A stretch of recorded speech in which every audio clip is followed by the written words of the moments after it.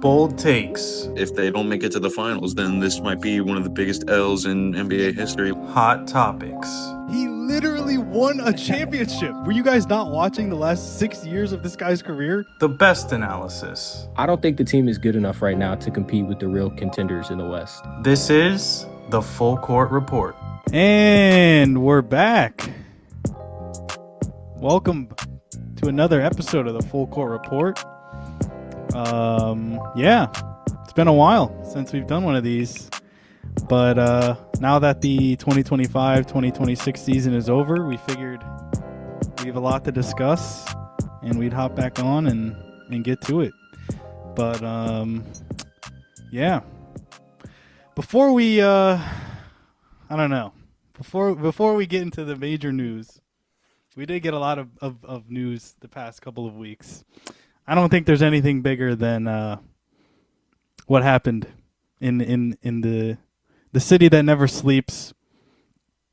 Justin, The city's so nice they had to name it twice. They finally did it after 53 years, and one of the most dominant playoff runs, honestly, by a single team we've seen. The New York Knicks are finally NBA champions. Jalen Brunson, your finals MVP, taking down the up-and-coming San Antonio Spurs in a rematch of the 1999 finals, but with I think that series went 5 games in 1999, or maybe that was a sweep. I don't know. Either way, the reverse outcome with the Knicks coming out on top. Justin, you've been saying it every year, it feels like, that the Knicks are going to win a title, and now you predicted it correctly, so I'll let you take the floor and say what you want to say. Look, man, like you said, dominant playoff run. First three rounds, we were 3-0, closeout games. Average win margin of 39 points per game. We beat Atlanta in Game 6 by 51, Philly in Game 4 by 30, and Cleveland in Game 4 by 37. And then we beat the Spurs in 5 games, bro. We almost swept 3 times in a row. Like, I don't know. I've never seen anything like it. Just everybody clicking. Shout out to Landry Shamet, bro. The guy was playing great ball for the Knicks. I don't know, man. I've never seen such cohesion in a basketball team. It was great to see, bro. Everybody just extra passes, helping on defense. Just a great win. And I've been seeing a lot of people online, kind of talking down on us, man. Saying that it was like a soft ring, a Mickey Mouse ring. We didn't have any good competition. Look, man, even with Jason Tatum, even if the Celtics had moved on, they were getting spanked. If the Pistons had moved on, they relied too much on Cade, they would have got spanked. And even with James Harden, I knew that Cleveland wasn't going to be able to stop us. So, I don't know, man. I knew since day one. I knew since first day of the season we were going to win this all. And I'll tell you what, we'll get into it in a little bit. We'll get into it. Actually, we're getting into it now. This guy, James Dolan, he's really selling, not wanting to go into the second apron, dude. It sounds like Mitchell Robinson is not going to be coming back. And it's because Dolan, he's being a cheapskate. He's being the classic Dolan he was all through like the 2010s. Just, he doesn't want to go all in. And I really feel like if we re-sign Mitch, we'd have basically the same roster, but we'd be able to run it back. Back to back, easy. Guarantee it. Well, I will say, in terms of this second apron thing, there are reasons why like teams don't want to be in the second apron. Like, obviously you want to keep all your players, but like the reason they created these aprons is to like prevent teams from just like basically like the NBA becoming the MLB, just like whoever has the highest payroll is going to win it all. But like if you're in the second apron, there's like rules that restrict you from like trading and I think you like lose ability to like sign free agents in certain ways. Um, and I think you can't trade draft picks either if you're in the second apron or something like that. There's like some restriction on first round draft picks being traded. So like there's a lot of reasons why you don't want to be in the second apron. But like yeah, from your perspective, like you just want a title, like, and who knows what the Eastern Conference is going to look like next year. Like maybe it's worth running it back with this team. But we'll see. I think my biggest takeaway from this season, especially this championship run the Knicks just had, was that winning really does change everything. And as proof of that, we got Justin Sadovi flopping on so many players on the Knicks he hated for so long. Facts. That guy was a Jalen Brunson hater when he got to the Knicks. He thought that guy was never going to be nice, and now he's the Look up the biggest clips. Brunson fan. Look up the clips from back when we signed him, bro. I was not hating. Guarantee it. That was a Bridges hater And too. Landry Shamet. I just heard this man give respect to Landry Shamet a couple minutes ago. Okay. This guy might be the biggest Landry. I've never seen anything like this. Complete flip-flop. Landry Shamet was not a guy you ever gave respect to until like a month ago. That might be facts. I'll give you that one. That might be facts. But name another guy. I've always liked Karl Anthony Towns. I'll give you respect on Cat. Josh Mikal Hart. Bridges. Josh Hart. Yeah, Josh Hart's definitely one. Nah, but it was real quick for me to switch up with Josh Hart. OG. I've always given OG respect. All right. And your boy Mikal Bridges, dude. I mean, he hasn't really played well. He definitely hasn't been worth 5 first-round picks. But y'all needed him for that finals run though. So Facts. it kind of was worth it. The last 2 years, he has definitely stepped up in the playoffs compared to the regular season, but still, 5 first-round picks for guy's not even an all-star. Like, come on, man. I was definitely rooting for New York. After my Nuggets got eliminated in the first round, I was like, all right, well, if it's not New York, then I don't really care.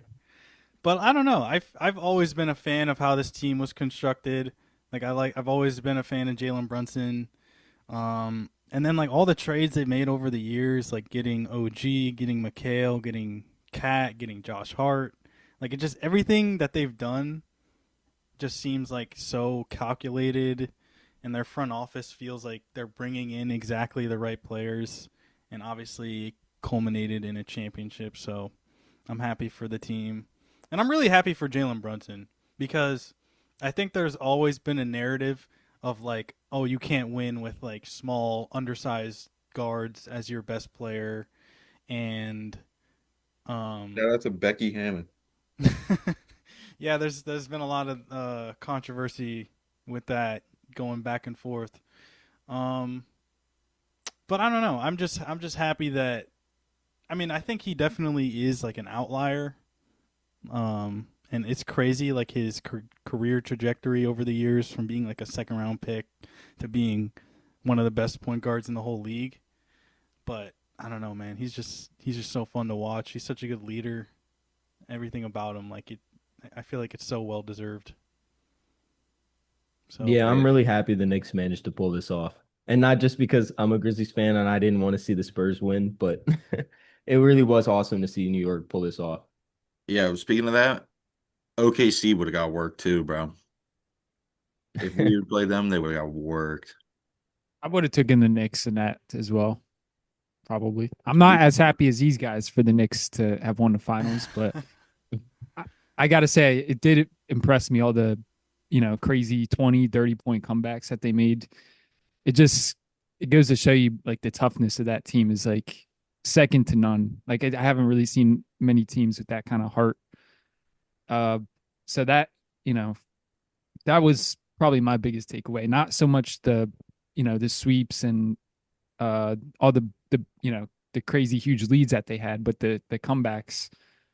I think that was the craziest part, especially that which game was it in the finals? Game 4? Game 4, yeah. Yeah, what a game that was. It came back from 29. Yeah, that's insane. 29 points. I went to bed at halftime. I was like, yep, it's over.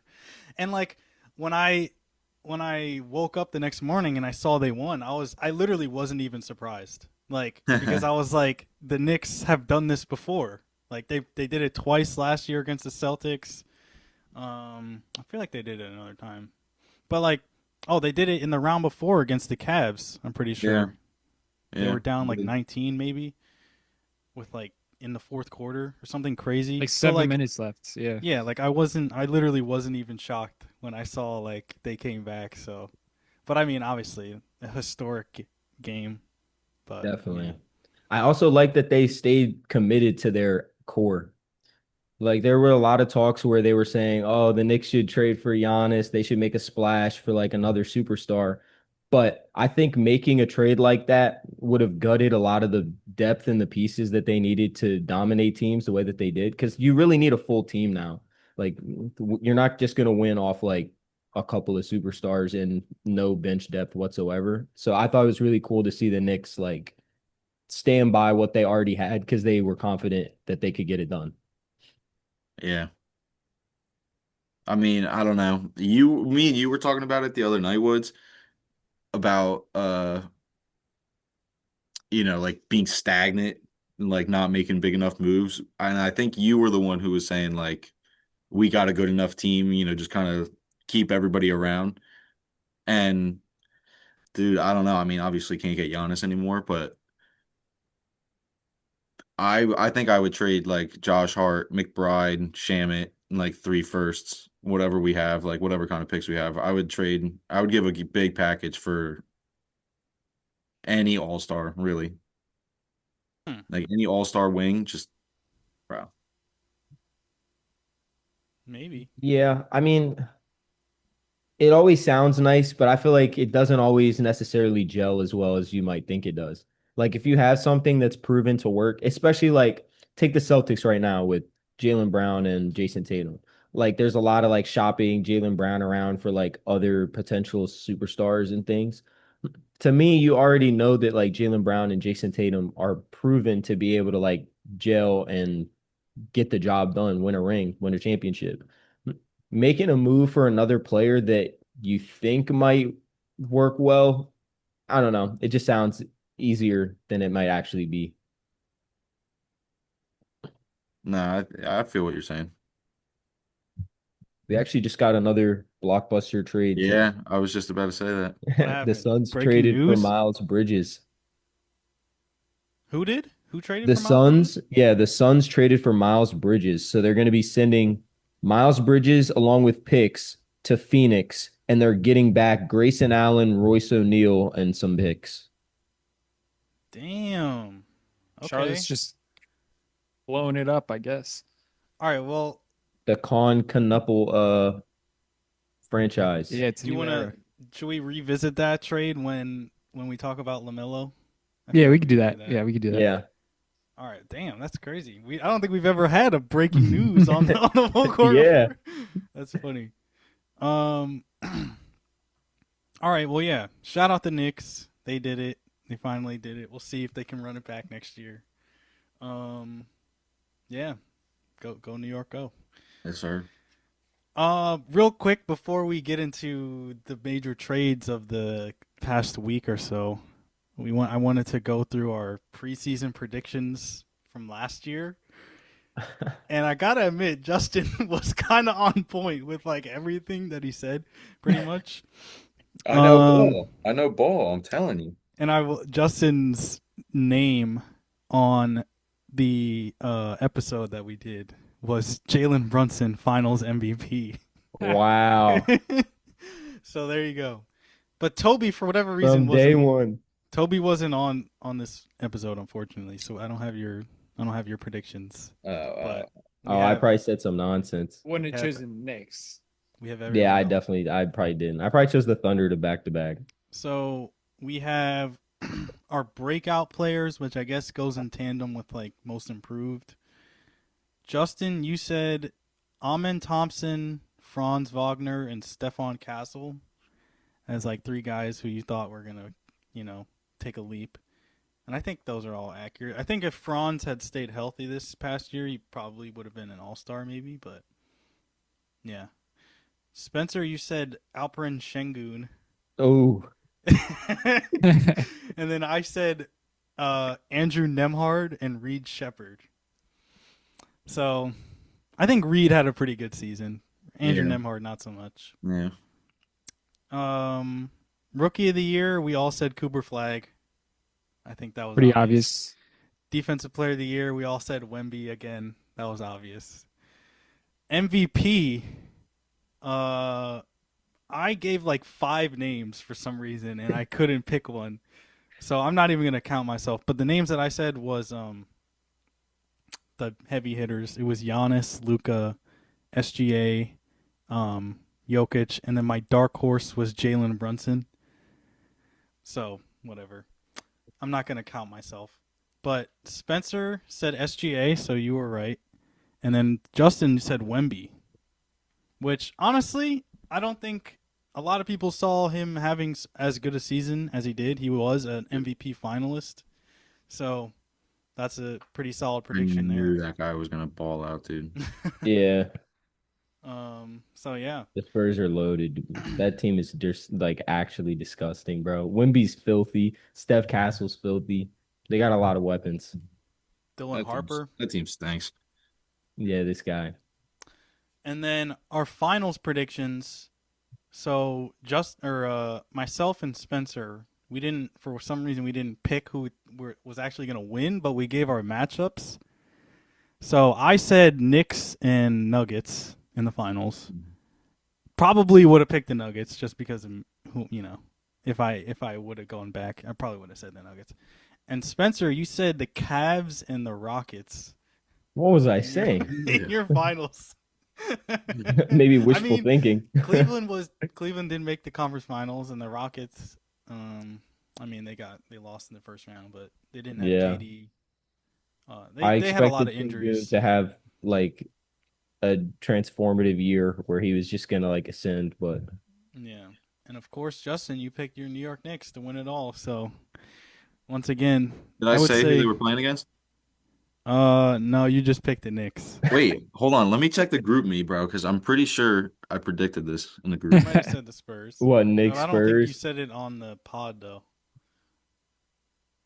But I mean, yeah, Justin pretty much got everything right. Yeah, you were cooking, man. Except your MVP. But I mean, that's pretty good. Next time, I think I got to be more definitive. We got to just pick one player per category, and I think just live and die with who we think, I said Spurs Pistons final. Okay. Damn, he picked against his own team. That's crazy. That was like halfway through the season, I think. Like a little bit before the All-Star break, I said that. Yeah. But, yeah, so shout out our preseason predictions. I mean, it's always fun to try and guess what's going to happen, but yeah. All right, well, now that those things are last season's out of the way, we move on to the newest and the biggest trade we've seen in a while. I don't know, maybe the biggest trade since Luka. But yeah, after a tumultuous season, the Milwaukee Bucks are trading franchise icon Bobby Portis to the Miami Heat. No, I'm just kidding. Giannis is going to the Heat for Tyler Hero, Kel'el Ware, Jaime Jaquez, Kasparis Yakachonis, 3 first-round picks, a pick swap, and 1 second-round pick. See? So yeah, I mean, like I said, I think last season was a breaking point for Milwaukee and Giannis. Like, he was injured a lot of the year, and there was a lot of conflicting reports of whether or not he wanted to be traded, and some people thought he was going to get traded during the season. So yeah, it was, and they obviously didn't make the playoffs. So, yeah, I mean, the Giannis era, after I believe 13 seasons, is finally over in Milwaukee, which is crazy. I think he was the 3rd longest tenured player with the single team behind Steph and Draymond in Golden State. So It's finally over. After a title in 2021, a couple MVPs, I think he has 2 Defensive Player of the Year awards. So yeah, man. Again, a franchise icon, maybe the best Buck ever. You could debate that with him or Kareem. But yeah, man, it's finally over and he's going to Miami. But what do you guys make of this move for the Heat? I mean, it's hard to say because right now it feels like they only have like 6, 7 players on their roster. But I mean, what do you think? What do you make of this move from Miami? Toby, what do you think? I'm a little skeptical. I don't think this is something that's going to work out. Obviously, Miami has had a lot of success. Um, Getting a new superstar and making the finals, obviously with the back in the day, and when they had Jimmy Butler for that short period of time, made some fluke finals appearances, but yeah, I mean, I just think that the roster construction is, I mean, it needs work, obviously. And like we were just saying before, I think it takes, especially now it takes a complete team to even compete. Especially, I think, it's going to be tough in the East again next year. They're going to have a lot of competition. I think they're going to need to pick up a few guards, a few playmakers on that team. I heard that the Cavs might be shopping around Dennis Schroeder. They might be shopping around Max Strus. So those are a couple guys that, they might be interested in. I don't know how much they can really trade at this point. But yeah, unless they somehow, are able to construct a decent roster, get some shooting, get a couple playmakers, I think it's going to be tough for the Miami Heat to compete for a chip next year. Obviously, I think they're going to be a playoff team. But yeah, I mean, they're going to have to make a few other moves before I can really take them seriously as a contender. Woodsy? Yeah, honestly, I feel kind of similarly to Toby. I think like Bam, Giannis, Andrew Wiggins, I think they're going to have a good defense. I just don't know that they're going to have the shooting, especially across the East, to be able to keep up with some of the other deeper rosters that they're going to have to play against. Like the Knicks.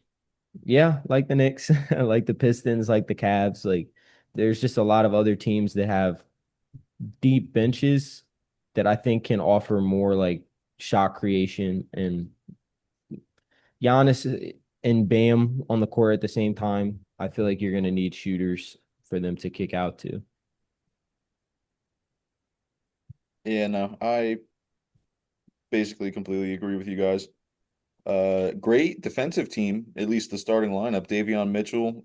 I mean, really, all of them, all 5 starters are, you know, either top of the top defenders or, at least above decent. Um, like Toby said, they're lacking guard depth or even just star power at all. Like, no hate to Davion Mitchell, but he's not a starter on a playoff team. Like, in my opinion. Shooting for sure, looking at the roster right now, I mean, Norman Powell's a pretty good shooter, but he's their only shooter. Like, but I was just thinking about this, as you guys were talking. Um, I don't know, a Giannis and Bam front court could be pretty fun to watch. I feel like that's like the, most talented front court duo we've seen probably since like Boogie Cousins and AD. Like they're both, all I don't know if Bam made all NBA or not, but they're all-star level players, both, top 10 at their position, maybe even top 5. Um that'll be interesting to watch, but yeah, dude, needs a lot of work. Yeah, agreed. And I had the same thought, Justin, about like Bam and Giannis being like one of those top power forward center duos that we've seen in the league. Um, I mean, Bam is the second greatest scorer of all time now. All right. Okay. Yeah. And Giannis Yeah. is all-time great. Bam's 83. Insane. Yeah. What? But no, I had to make that joke at some point. But no, I think I agree. I mean, it's just hard to say like what this team is going to look like at the start of next year. I can't. It's hard to evaluate how good they're going to be without knowing what their starting lineup is going to be. Because there's a chance that even Norman Powell doesn't return now that Giannis is there. Because they don't know if they're going to be able to pay him enough. Because he was an All-Star last year, so like he's obviously going to have a lot of free agency interest, and we'll see if Miami wants to pay him to kind of make him, I guess, like that third star next to Giannis and Bam. But yeah, man. I mean, and like you said, Toby, Miami, this is kind of like their MO. Like this is something that they've done since the 90s when they traded for Alonzo Mourning. And then after that, they drafted Dwayne Wade and traded for Shaq. And then obviously you have the Big Three era with LeBron and Chris Bosh. And then more recently trading for, I think they traded for, I don't know if it was a trade or a free agency, but they brought in Jimmy Butler and they got 2 finals. So they've always been going after the quote unquote like big fish player, and they've done it once again with Giannis. And I mean, it's pretty much worked. I mean, they've gotten to plenty of finals with all of these star players, so I'm not going to bet against Eric Spoelstra and the Miami Heat and like everything that they've built over the years. I feel like they'll figure it out, but I think year one, it's going to be a lot of a learning experience for everybody. But definitely exciting now that I think it's also good for Giannis to like go to a new place, and I think whenever that happens, you normally get a more energized and like revitalized player. You know, like a lot of people were comparing it to Kevin Garnett getting traded to Boston. Obviously, it's different because Boston, I think, had a better team at that point. But like a lot of people were like, when KG got traded there, you know, after spending years in Minnesota where they weren't winning, and you know, he was obviously an all-time great player, but like he wasn't surrounded by any talent. He finally went to Boston, and I think he won Defensive Player of the Year that season. They obviously won a title that first year. So like, who knows? Anything can happen when you have an all-time great player. But yeah, I mean, we got to see what they're going to do with the rest of the roster. But speaking of which, the rest of the roster for the Bucks is looking pretty, I don't know, interesting to say the least. Like I mentioned, all those players that they got back in return for Giannis, Tyler Hero, Kel'el Ware, Jaime Jaquez. I mean, those are pretty. It's like not a terrible foundation, but I feel like the Bucks are definitely in rebuilding mode, and they might move some of these players. But I mean, what do you expect now that Giannis is gone from Milwaukee? Do you think this team is going to be a playoff team, or they're going to be competing for the playoffs, or do you expect them to kind of just strip it down all the way and just reset? Justin, do you want to start? Yeah, I'll start. There's no way they get back to the playoffs this next season. There's no way. Like, they're a fun team. Like, I like Ryan Rollins. He's a hooper. I don't like Tyler Hero, but I respect his game. Jaime Jaquez, Kyle Kuzma, Miles Turner. That's what people are saying is the projected starting lineup. You have KPJ, Kel'el Ware off the bench, and then their 2 rookies, Braden Burries and Nate Amen, whatever it is. I saw this thing. I think it was Miles Turner was saying it. He was on a podcast, I think, just airing out all the Bucks, like all their drama. And like apparently guys were like hours late to flights and meetings and like practice, like including Giannis. Like people were just showing up whenever they wanted. And coaches and other staff. Nobody really did anything about it. They did fire Doc Rivers, right? Or is he still the coach? I No, he's think out he of there. moved into the front office. But Taylor Jenkins is their new head coach in Milwaukee. Yeah. Oh, I shout really out like to that Taylor hiring though. Jenkins. Shout out to Taylor Jenkins. Taylor Jenkins is gonna do a great job for Milwaukee. That team is gonna I stink. I don't think the team is gonna be like good in like their first season, but I think a lot of great player development is gonna come out of this pairing. Um, Especially like players like Nate Ament. I think he's gonna benefit a lot from Taylor Jenkins. I think he always finds good ways to use and implement people that plays to their strengths. And I think Yeah. that's really what a team like this is going to need since they don't necessarily have the star power to keep up with some of the top teams in the East right now. yeah, I think Nate Amon is gonna be nice, bro. But Got a lot to play with. you know, you said Doc Rivers is in the front office now for the Bucks. Uh, I'll look it up, but that's what I heard. Either Either way, he's way, not the head coach. yeah, Yeah, either way though, at least to me, they have a pretty bright future. They just got 3 first-round picks in that trade. They got a pick swap and then I think like 2 second-rounders or something. And I don't really know what kind of moves they can make with the players that are on the team, but it feels like they have a lot of pretty, decent players.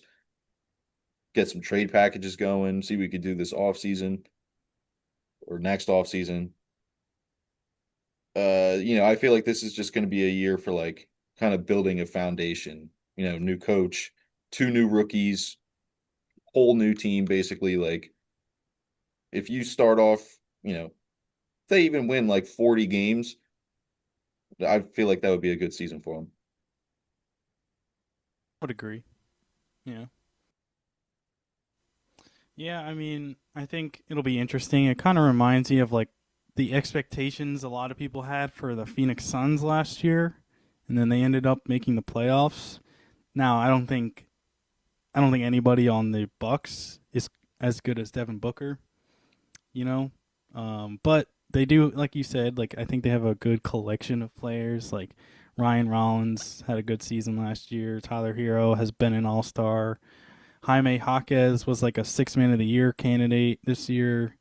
And then like those 2 rookies that you mentioned, I think have a lot of potential. I like Khalil Ware a lot, who I don't think was utilized correctly in Miami. And there's been like some rumors that Miles Turner might get traded, so maybe like they could turn something out of that. We'll see. But either way, I think if they can stay healthy and Taylor Jenkins can kind of like, be a good vocal leader and like get these guys to all buy in, I think they can have a pretty solid season. Yeah. We'll see.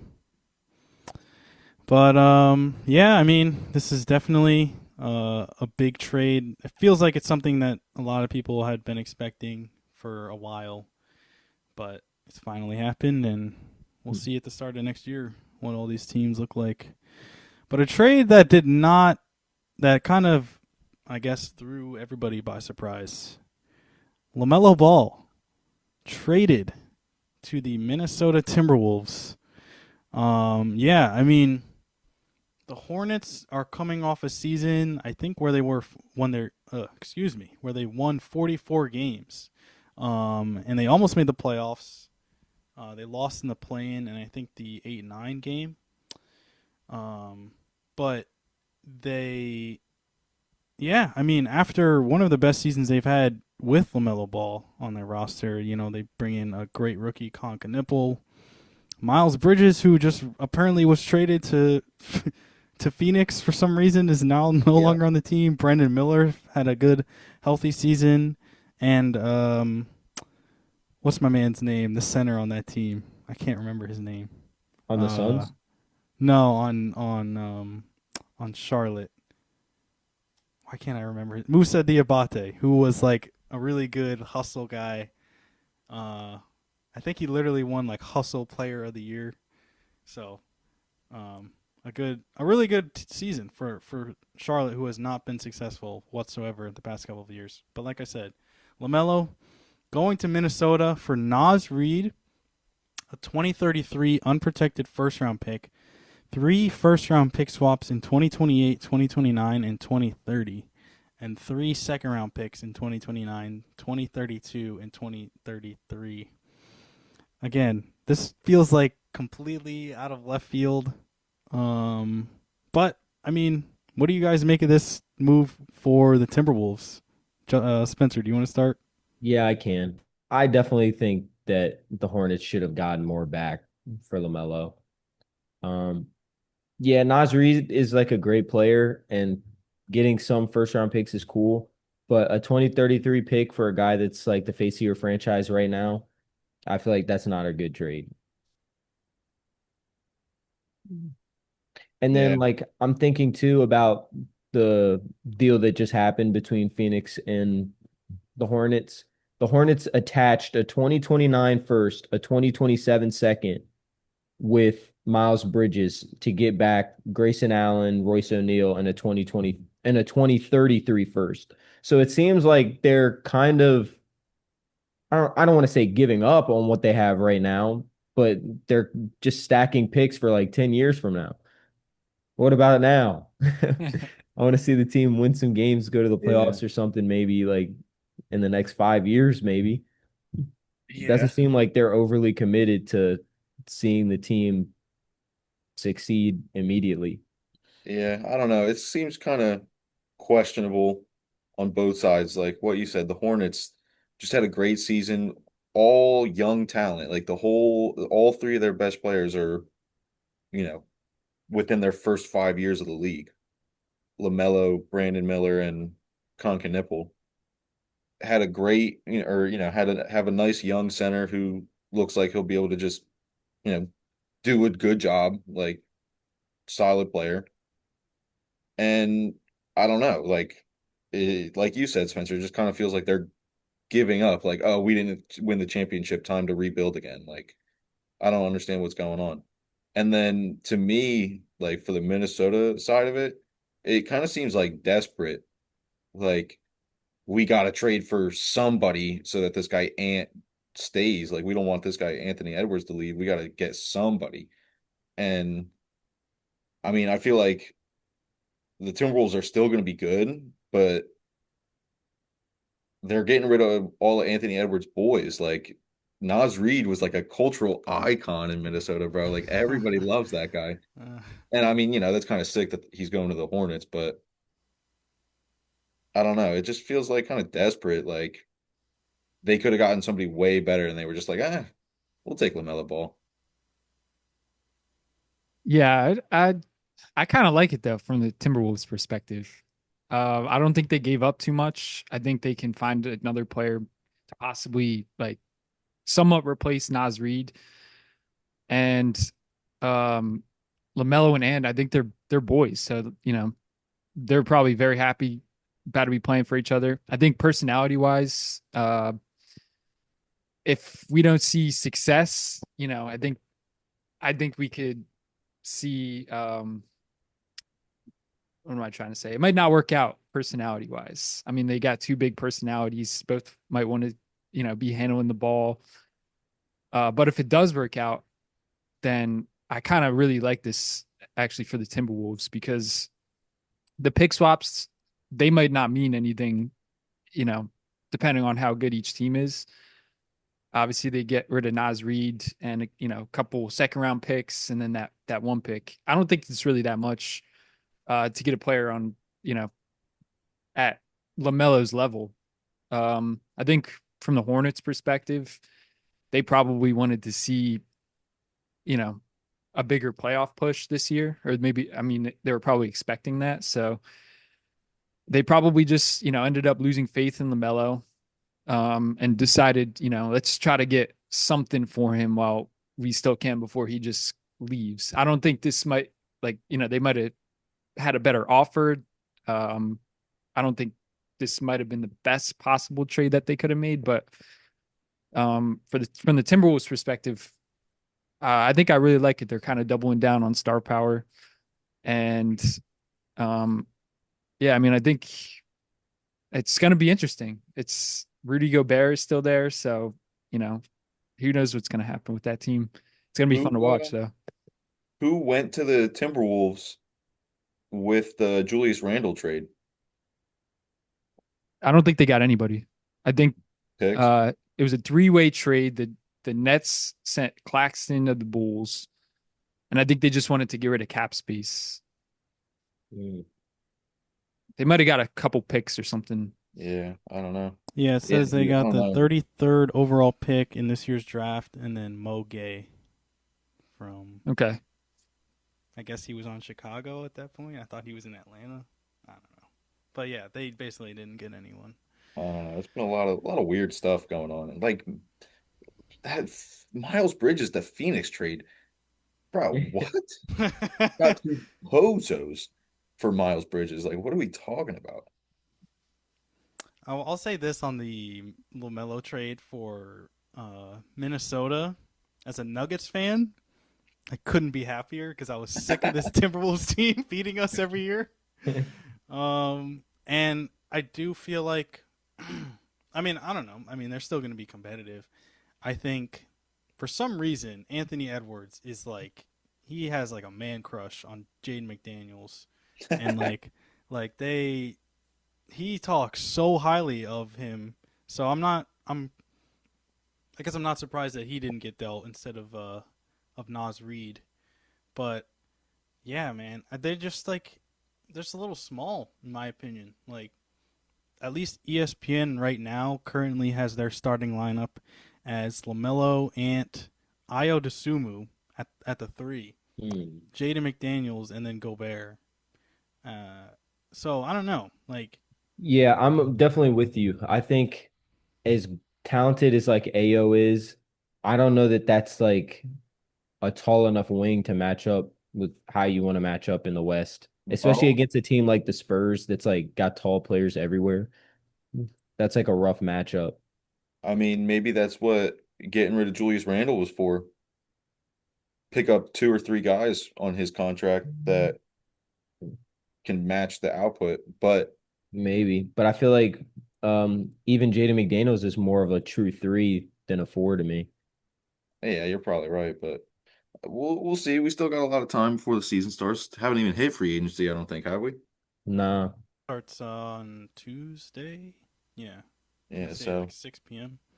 yeah, who knows what'll happen. But another thing with the Hornets side of it, I think it was Brian Windhorst. I think it was him who said uh he was like, I don't mind it for the Hornets because they have a guy named Kobe White who's going to do 80% of what LaMelo did for 60% of the price.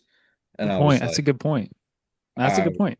I don't know if he's doing 80% of what LaMelo was doing though. Maybe Yeah, in a starting role, maybe he could get like 20 and 6 a game, but I think that would be like best case scenario. I don't know if Kobe White is like that, dude. I I mean, I think think he's like Yeah, that. I just don't know that. I don't know that his price is going to stay at 60% of LaMelo's if he's doing 80% of what yeah, LaMelo's right. doing. I Like, I don't also know how feel like sustainable that yeah, is. I also feel like Lamelo is definitely more of like a floor raiser for his teammates than Kobe White, whereas like Kobe White is kind of like a spark plug scorer and not necessarily somebody who's like looking to get other players involved. Not to say that he's not like a good point guard, but I just feel like LaMelo, it's definitely not on the same level when it comes to their playmaking. So, um, I think the way I see it two ways for Charlotte. I think either they're setting up a big trade because now they have a bunch of first round picks and like maybe they know something that we don't know about a star being available and Jalen they just Brown. want to like yeah, that's what I mean. Like maybe it's somebody like that where they're just like kind of loading up on draft capital and they're just going to make a big swing for somebody or they're just like banking in on LaMelo's value and they think okay, it's never going to be higher. let's just like try and set ourselves up for the future.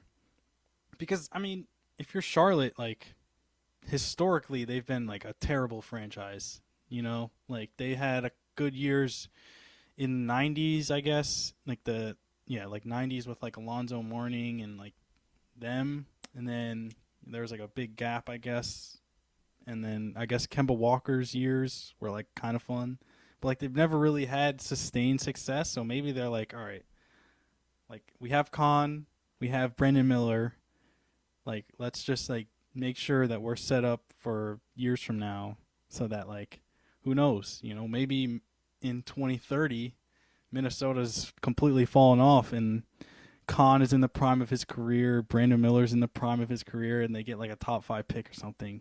Like, I don't know. We'll see. But yeah, it is a little strange for them to be like so close to like breaking through as like a young playoff team and then just like blowing it all up. Like you don't really see that very often. So But I think that goes back to like what we were saying about the Knicks and stuff before. Like you need a front office that believes in what they have enough to not blow it up. Like you have teams like remember the Nets with D'Lo, Toby? Yeah. You have these teams where it's like if the front office believes in them and like gives that team like a real chance, you never know how far like that core could have grown together and like ended up winning or running farther than they ended up going. But when you break it all down and start making crazy trades for superstars and stuff, the superstars might get there and find out that they don't like anything about your horribly ran organization and then just leave. Like it, why even put yourself in that position? You have people that are there already and committed and want to see that team win. I think that means something. Bro, I less than 1% chance it happens. But imagine LeBron James goes to the Hornets and he's like, "Yeah, MJ, I run this team." Like That's that not would be such happening. a That's not big gonna money happen. play, dude. Le GM on the Hornets, and then he builds a real team. He's like, "Let me show you how it's done, MJ." but yeah, I don't know. I mean, definitely a shocker. Did not expect this trade to happen, but it'll be interesting to see how this changes in Minnesota's like play style because I feel like the last couple of years they've been like such a defensive minded and like physically tough team. And not to say that like they still can't be that, but I don't know. I think bringing in somebody like LaMelo, getting rid of Randall, getting rid of Nas Reed now, like it kind of changes the identity of who they are. So yeah, we'll see. Dude, Nas Reed, Hornets jersey might go crazy. Yeah, he could have he Nas could be a Reed and breakout Eric player Collins candidate. might go crazy as a duo. Yeah, You yeah. hear that guy yelling Nas Reed, like that's gonna be tough. Yeah, yeah. He could be a most improved candidate potentially next year. Now that he's finally going to be like a starter, get starter minutes. Nas Reed, maybe. You think they start him where, the 4 or the 5? Because I kind of like Ryan Kalkbrenner. I think He's a he'll pretty probably be a 4. Yeah, I yeah. think he'll be the 4. Do they still have that guy you were talking about, Jorie Musa? Yeah, I think he might be. I think he's like he might be a free agent or like a restricted free agent maybe. But I think he's still under contract. Let me see. Oh, he's a unrestricted free agent, so they do have to pay him. But yeah, they like you said, Spencer. They have Ryan Kalkbrenner, who they drafted last year. They got another center from Washington, I think. Steinbach, I think his name is Hans Steinbach. Oh yeah, yeah. They drafted him with their lottery pick. Oh, um, yeah. So we'll see, we'll see. But speaking of the draft, I mean, I don't know if you guys have anything else left to say on this. Speaking of the draft did just happen. I think that was last week. Yeah, I mean, a lot of people have kind of said that this draft is going to be like one of the best draft classes we've seen in a while. Comparing it to like LeBron's draft class, the '96 draft class, they just like the top end talent is very good, and then like kind of the back end of the draft is pretty good. So I don't know. Is there any thoughts on? Well, actually, I want to do a thought experiment before we start. Okay. Real quick. I have 2 prospects that I wrote down, and I just want to get your opinion on who you guys think, just based on the stats, who you guys think is the better player. And if you need to write it down, you can write it down. Yeah. Okay. So, player A, we have 22.2 points per game. Okay, so good. 9.6 rebounds, 4.5 assists, 1.6 steals, 47% from the field, and 39% from 3. I'll take him. Okay, that's player A. Player B, 22.5 points, 10.2 rebounds, 4.1 assists, 1.4 steals, 55.6% from the field, 39% from 3. Taking player B. Player B, Justin. Averages a double-double, shoots a higher percentage. Toby, who would you say? Probably say player B as well. Spencer? I think this is one of those times that we don't look at numbers. I think I know what this guy. Spencer knows. I think I know what Spencer this guy knows Jorie what is trying to do. I mean, just based off of the is trying numbers. to say, and I think this is one of those times we don't look at the numbers. All right, so Spencer clocked it, but a little bit. So, for what it sounds like to me, these are the stats of Caleb Wilson and Cam Boozer. Okay, you're 50% right. So player B is Cameron Boozer. Yeah. Player A is Carmelo Anthony's scoring average, Charles Barkley's rebounding average. These are all of their college stats. Steve Nash's assist average, Drew Holiday's steal average, Kevin Durant's field goal percentage, Klay Thompson's 3-point percentage. Guy made Thrag. And somehow you picked Cam Boozer. I didn't pick anyone. Oh, He okay. didn't say So look at the numbers. all that to say, I think that Cameron Boozer, I don't know why he didn't go number 1. That's my opinion. I think he's the best player in this draft. I think he was the best player in college all year. He almost got Duke to a national championship game. Had it not been for his brother throwing the ball and UConn making one of the craziest threes I've ever seen. I don't know. I just feel like I don't like when we say, "Oh, he's got a high floor."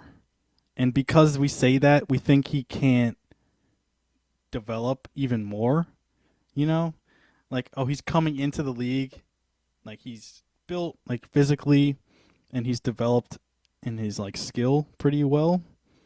And we think because of that, we don't think he can develop even more, despite the fact that he's only 19 years old, which I don't understand. Like, he's younger than Caleb Wilson. I'm pretty sure he's younger than AJ DeBonsa and Darren Peterson. Like, he's like the youngest of all of those guys. And yet, we still don't think he's the best prospect for some reason. And I understand, like, in today's league, you want the more athletic wing players who can kind of create off the dribble and stuff like that. But, like, he can. He's 6'9", 250, and he can play in transition. He can play in half court. He can play in the post. He can pass. He's a great shooter. Like, actually a great three-point shooter for somebody his size. I just don't see why we don't think he's the best player. I don't see why Spencer doesn't think he's the best player. Guys I hate. think I think he's really, really good. I just think that where the Grizzlies are right now, they don't need. How do I say this in a way?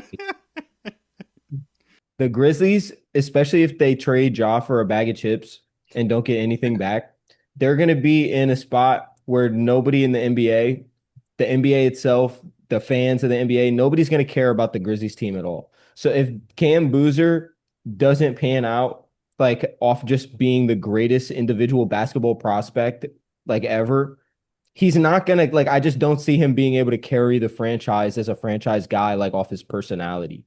Where like if he's not averaging like 20 something points a game and like 8 boards or something, like people are gonna care about him or the organization. The team's just never gonna get a national televised game, and we're gonna be in the same spot as like a team like even the Hornets. Like the Hornets with LaMelo Ball are like a super popular team, right? Guy's got a bunch of TikTok edits probably getting made about him by little kids every day. But that's not a team you can basically ever watch if you're not literally in Charlotte because they're not getting on TV. And I think you need to be able to get on TV to like grow the fandom enough to like actually like have other players want to play there. Spencer thinks this guy's career is 3 years long. Like, you gotta give it a No. couple of years, guy.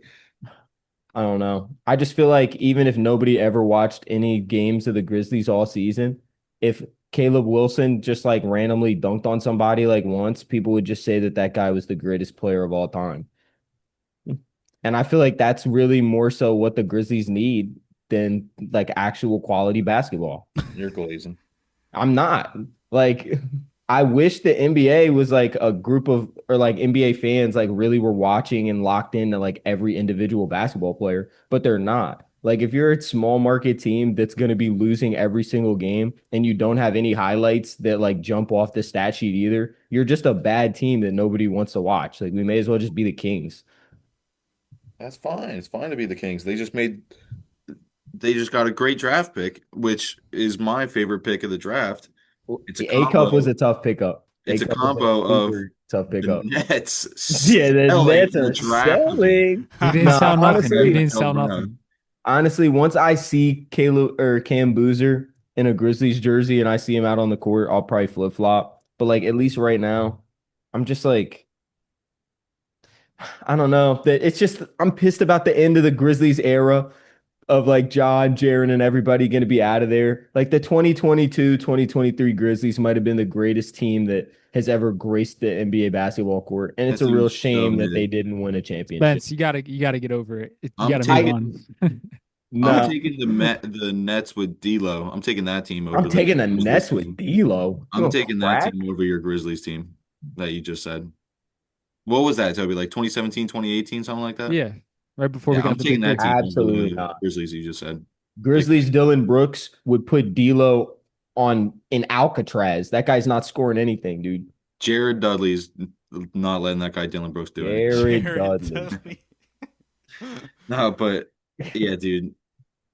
The Nets GM, bro, or whoever's deciding on making these picks, that guy, he's got to be like executed or something, dude. Like, how do you pass on Acuff just for the team right after you to be like, oh yeah, dude, I don't even care who's on the draft board. We're taking this guy. Like, Can I bro, respond? he would have. Yeah, go ahead.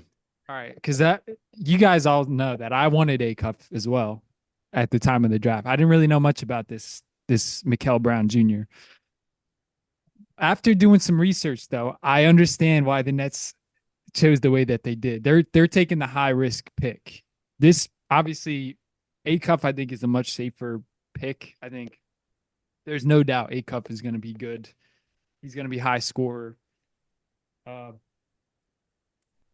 But also keep in mind that the Nets few years back they also had taken a high scoring guard that didn't really have any defense.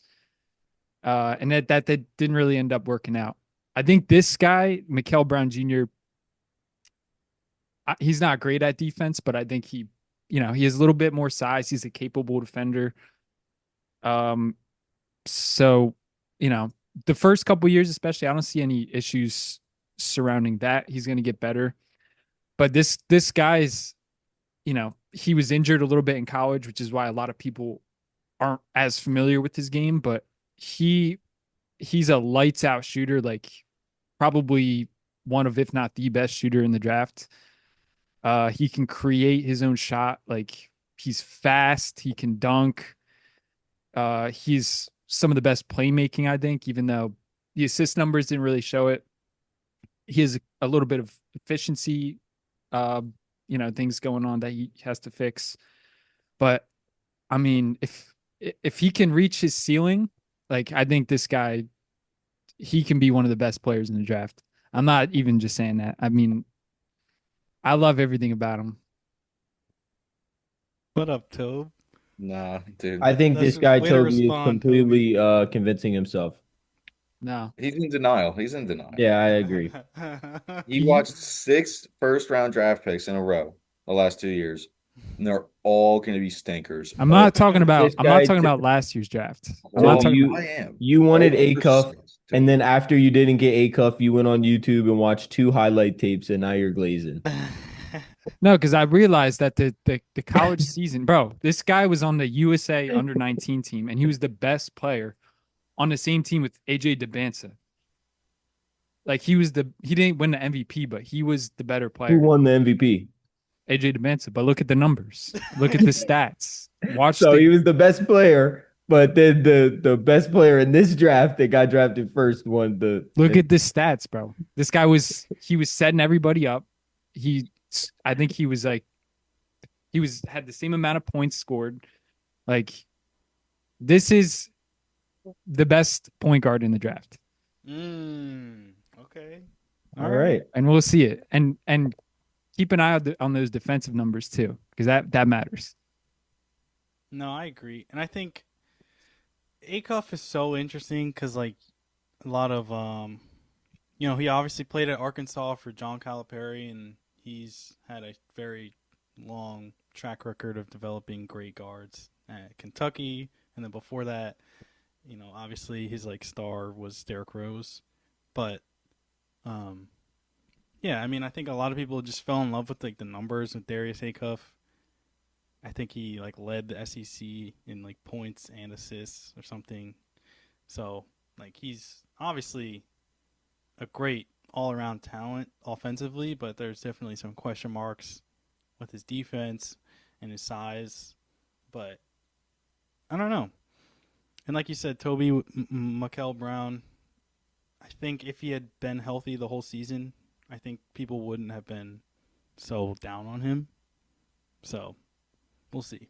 Anything can happen. I want to just say one more thing too.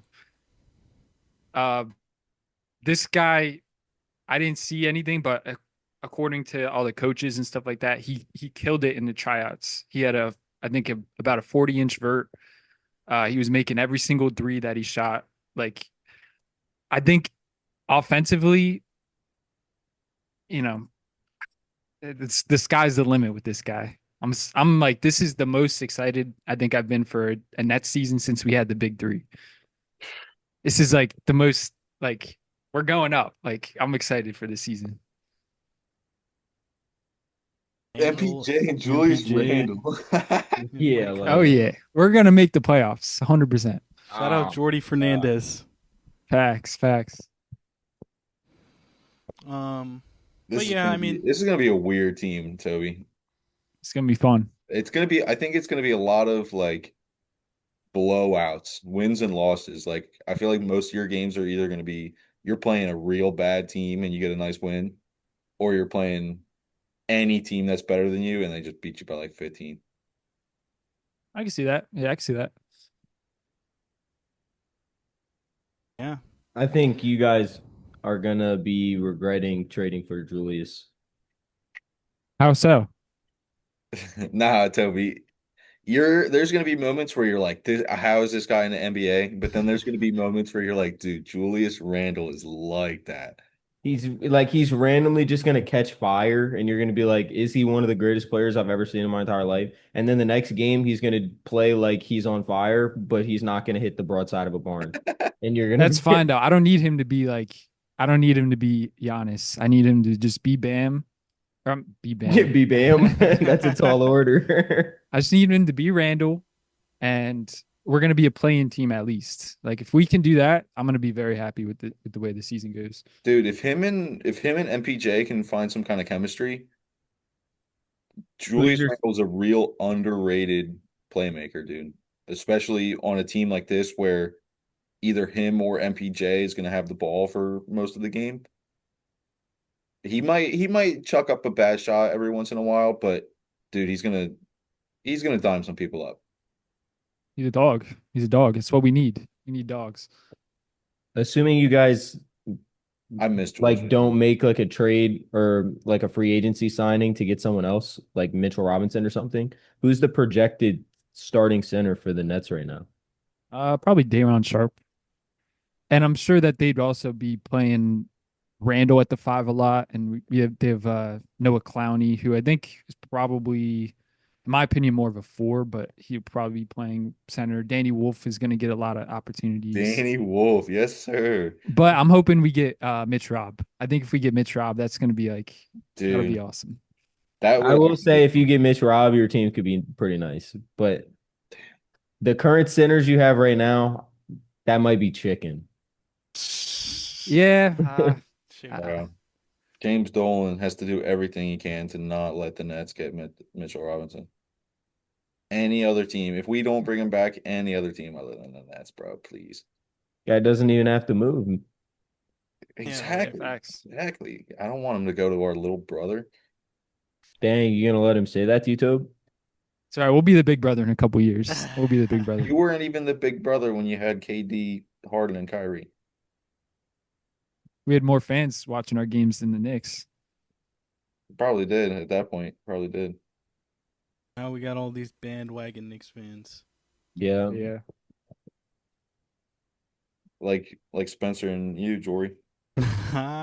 Okay. Right. Okay. But yeah, I mean the draft was. I'm excited to watch Summer League as always, and I guess one other player that I like, Yaxel Lindenberg from Michigan, who ended up going to Golden State, which to me in my head, I figured that's where he would go just because like the way he plays and his age. I feel like he'll be a solid player for them. Like he's He's an very old man. Yes, he's 24, but NBA ready. exactly. That's how I see it. I feel like I don't know. I think he's gonna be a really good all around player. With Jimmy Butler being injured next year, I wouldn't be surprised if he gets a lot of like minutes where Jimmy was gonna play. I don't know if he'll be a starter full time his rookie season, but I feel like he's gonna fit in that Golden State system pretty well. AJ DeBanza and the Wizards are going to be good. I think they're actually going to be really good. Year But 1. yeah, I think Yeah, they're that playing team is team. I think they're probably- easy playing team, bro. Easy All playing. right. I can see playing. I think they make the playoffs. Maybe. Like, But I think that team is honestly juiced. I feel so bad for that guy Darren Peterson, bro. Why? It's the Jazz stink, bro. No, they don't. They're on the What come are you up. talking about? They're not even about to keep that guy Walker Kessler. That guy's trying to get like 100 mil. They have a lot of good young pieces. Like Yeah, that team is loaded too. They're on that's one of the teams I'm like, I think maybe not this year, but next year, like they're gonna be good, dude. I'm mad at the Bree Jets. and Jaren is gross. Yeah. That is If- gross. If they can keep Walker Kessler and they have him and the small forward, I don't know why I can't think of his name. Laurie, Yeah, Laurie. Markkanen? Yeah, if they keep Laurie Markkinen and that's going to be a crazy group. And then they still literally Keontae George is insane, dude. He's going to be like He's Friends nice. All-Star player. No, he's nice. Like Yeah, that team's got It's a just lot. going to be And two they still have small Isaiah guards. Collier off the bench. It's going to Didn't be he have two like a small guards 20-something and assist game last year? big bozos. What are you talking about? Yeah, what are you talking about? They're gonna be nice. No, no. Guarantee the Wizards are better. Interesting. We can revisit this conversation at the start. I I bet don't know. you- I don't know if the Wizards are gonna be. I I'll think bet you each $1. The Wizards are going to be better than the Jazz. Yes. I mean, I really think that only depends on Anthony Davis's health. Forget about that. I can't forget about that. That's like literally the most important thing. That guy is like I'm notoriously telling you, not no matter healthy. what happens this season, Wizards finish with a No better. matter what. Okay, No well, matter that's what. bogus. I'll bet you $1. I'll you bet. $1. I'll bet. I'll Oh bet. yeah, I'll take that then. Because what are you talking about? No matter what. No matter what, the end of this season, Wizards get higher than. No matter Trae what. Young- Okay. Trey all Young's right. hurt. Anthony Literally. Davis is hurt. Everybody's hurt, but yet But no yeah, matter what. then I'll take $3. right. Better be collecting free money from you. We'll Appreciate revisit the this. We'll donation. revisit this, and I'm about to have $3 in my pocket. Oh my gosh. You better hope everybody on that Wizards team stays perfectly the build of health. Doesn't matter, dude. AJ DeBanza, bro. I mean, I agree that Devance's like that, but like, dude, like, He's also just Alex one guy. Sarr, bro. Alex Right. Sarr is about to have a crazy season. Yeah. Alex Yeah, Sarr I is like about to- Alex Sarr. I agree. Sarr's gonna have a crazy season. I think Trey Johnson is gonna have a big year playing with Trey, dude. That's gonna be sick to see. I'm excited to see Bub Carrington too. What up, Dude, Bub? it's also the Chicago Bulls. Chicago Bulls might be sneaky nice, dude. Nah, Caleb Wilson. nah. I don't like them. No. I don't like them. You're just hating because they got Nick Claxton. But But that's why I'm Claxton- hating on the Jazz low key. Nah. yeah, the Bulls could be interesting maybe with Josh Giddey, Who went, Matas. who went No, 5? I feel like that team has like a lot of athleticism, but it has no shooting either. Yeah. Who Number who 5 went was Keaton Wagler to the Clippers. Where did he go? He was. LA Clippers. He went to Illinois. Yeah, that's what I thought. Yeah. Yeah. He's pretty How did He's the good. I Clippers like snag him. if Yeah. number 5 pick. So super glad the Nets didn't get an opportunity to draft him because I would have much rather had Mikael Brown. How did the Clippers snag the number 5 pick? That was Was it part of the Harden Trade from the the- Pacers. the Zubac trade. Ooh. There was a chance that they still, I think, if it was like the 6th pick and up, it would have gone to Indiana. I think. Wow. So like they barely missed it. You love to see it. You love to see an Indiana sell. Yeah, they didn't deserve that pick. Honestly, I'm not a huge fan of pick protections. I think that's stupid. But yeah, Worked out. shout out the Clippers. But yeah, this will be an interesting draft for sure. The Thunder had a lottery pick. They got Ade Mara from Michigan, who a lot of people are billing as the quote unquote Wemby stopper because he's 7'3". But That guy's built just There's like no Chet. stopping. I don't know. Ew. Ew. That guy's literally like built like a 7'3" Chet, bro. So I we'll mean, see. well, if it that remains to works. be seen if he's the Wimby stopper, but just off like body types and builds, I feel like the guy the Spurs drafted at center seems like he'd be more of a Wimby stopper than that guy. Terrace Reed Jr. Yeah, from UConn. guy's like yeah. 6'10", 250. Ironically, those two matched up in the national championship game. Oh, yeah. It's funny. It's funny that those two went to the Spurs and Thunder. But yeah, I mean, we'll see. It is interesting when I feel like I don't know. I kind of feel like that was a little bit of a reach for OKC. To like, it feels like somewhat of an overreaction based on what just happened. But who knows? Maybe they're really concerned about this Wembanyama guy. He seems pretty good.